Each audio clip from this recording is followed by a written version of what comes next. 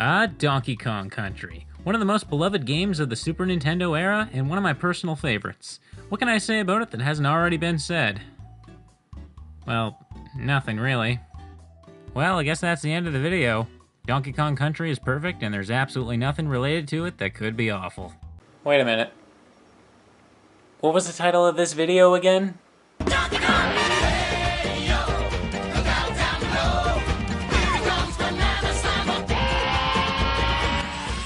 Oh no.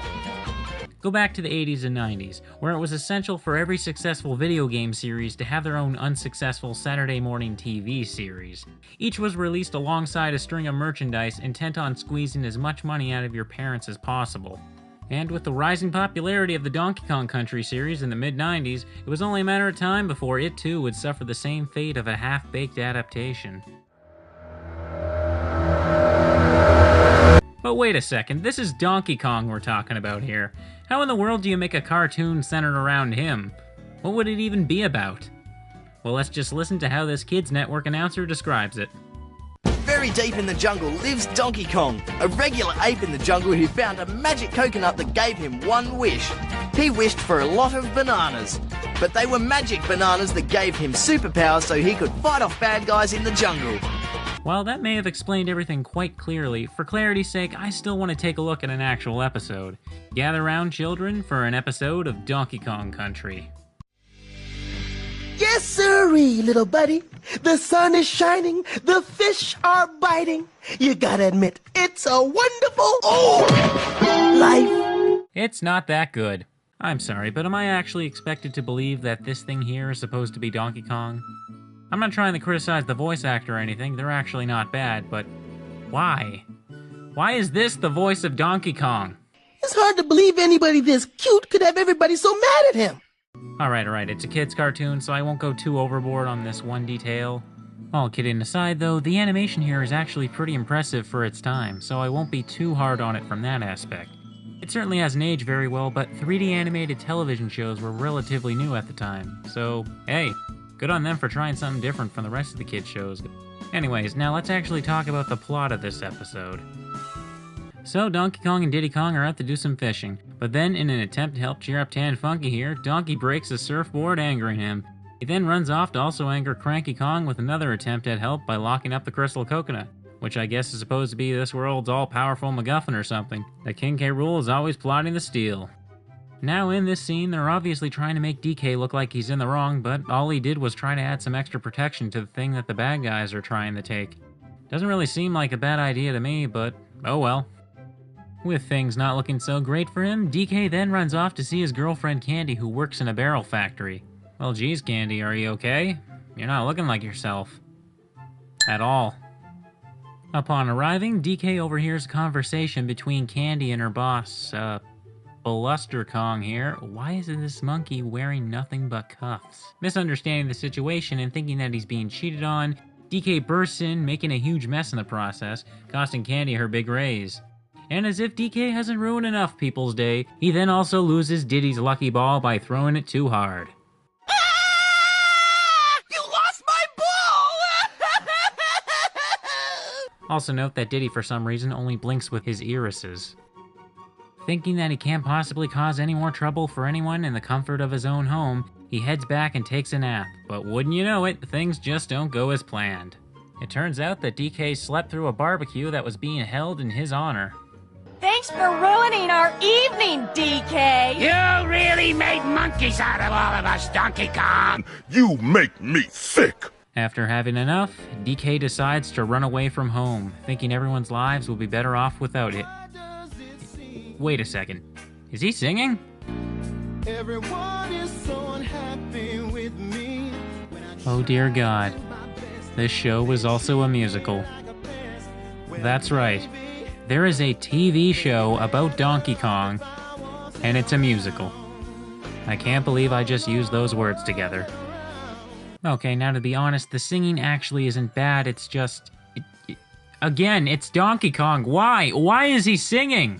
It's like making Kirby the host of his own late-night talk show, or giving the Star Fox team a sitcom, or writing a Sonic the Hedgehog fanfic. Sure, you could technically do all those things, but why? Why would you? Nobody wants you to! So after the song, DK hits his head and wakes up to find himself apparently dead and face to face with... Eddie the mean old Yeti? Eddie, the guardian angel Yeti! Yeah, good for you. So as it turns out, DK is now in some sort of ghost/spirit form, and Eddie here is about to show him how different everyone's lives would be if he had never been born. Right then though, we see old K. Rool running away from something, and DK's first instinct is to beat the living crap out of him. Don't worry, Diddy. Banana Slammer! What did he just say? Banana Slammer! Is this supposed to be his catchphrase? Banana Slammer! Banana Slammer! Banana Slammer! His catchphrase is Banana Slammer. Going back to the show, we see that Diddy was the one who was chasing K. Rool. The paper-mache lily pad shall never fall into your evil hands. The paper-mache what? Into whose evil hands? You make it sound like running an evil empire is a bad thing. Now just give me the lily pad so I can consolidate my reign of terror over Congo Bongo. Okay, apparently in a world where Donkey Kong never existed, Diddy is an evil tyrant. Makes perfect sense to me. Why, I'm sure in an alternate universe right now where Mario was never born, Luigi is being declared the next Hitler. Is what Congo Bongo like with no Donkey Kong? No, but seriously, that makes no sense. I also just want to point out, so that you can follow everything in this episode, that in this alternate world, the crystal coconut is for some reason replaced with... The paper-mache lily pad! Yeah, that thing, as the show's magic MacGuffin. Next up, DK gets to see how his girlfriend Candy's life has changed without him. As it turns out, she's now Bluster's girlfriend, and the two of them are getting married. Oh, why can't they see me? Why? Do not exist! Come! More to see! Finally, Eddie takes him to see Cranky, but things are not what he expected. You odoriferous orangutan! Next time you fail to bring me the paper-mache lily pad, you can bring me your head on a platter instead! Jeez, Diddy, calm down. And I was your biggest fan, too. You can even see the life drain from Donkey Kong's face as he watches the evil Diddy. I swear, I'm not leaving out an explanation for this. They never once properly address why it is that Diddy becomes this way. It's like they thought that because this was a kid's show, they wouldn't have to have it make sense. Pretty lazy if you ask me. And now, ladies and gentlemen, a slow zoom into Cranky's ass. We're nefarious bad guys bent on stealing the lily pad and turning this island into our evil empire! We don't have time for pretty! Sorry, boss. After witnessing how his friends' lives have changed, Donkey and Eddie have a long and serious discussion on what to do next. And by that, I mean have a lazy transition into a song that perfectly sums up my reactions to everything in this show. What are we going to do? Go for snow cone? No! I can't believe what I see. Everything's upside down and it makes no sense to me. After almost 2 minutes of DK pleading with Eddie through song to send him back to life, he finally agrees. You exist!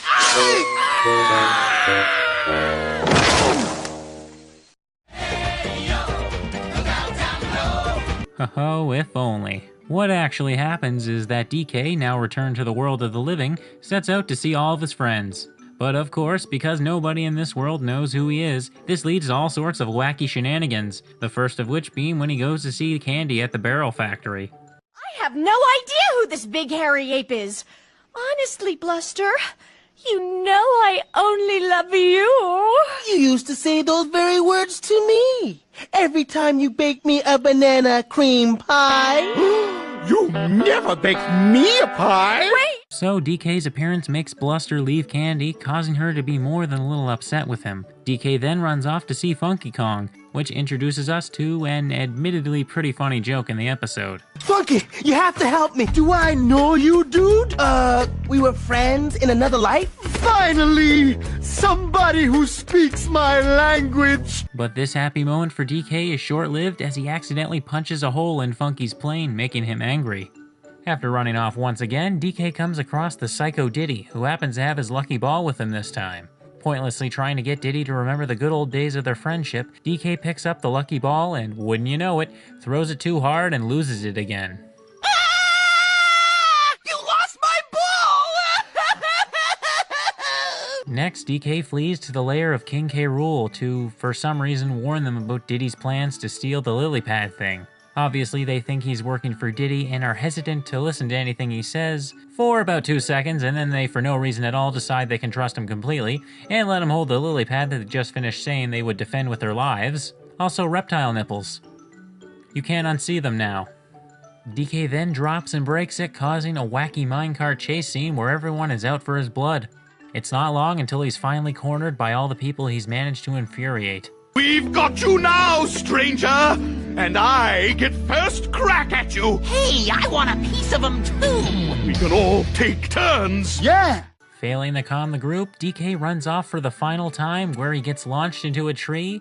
It is then revealed the entire ordeal was just a dream all along. Everyone apologizes for being rude to him and our episode ends. And that was an episode of Donkey Kong Country, everyone. And after all that, all I can say is, thank God it's over. But really, I remember liking this show as a kid when it was on TV, but now it's just kind of okay. For a kid's show, it's certainly not the worst thing ever, but if it wasn't for the fact that it had a recognizable character as the face of it, I guarantee that no one would have cared about it. The only way I'd recommend for you to watch this show would be with a group of friends looking to watch something so ridiculously absurd that it's funny. If you're looking for smart, well-thought-out humor, though, look elsewhere. Well, that just about wraps up this video. If you'd like to see more, make sure to hit that like and subscribe button to let me know. And if you'd like to see some more videos, I have 2 other ones done up. One of them is a video where I talk about the unused content within the Pokemon Generation 1 games. I'm pretty proud of that one, and I enjoyed working on it. The other one is a thing I made. Watch it if you want. Goodbye, everybody!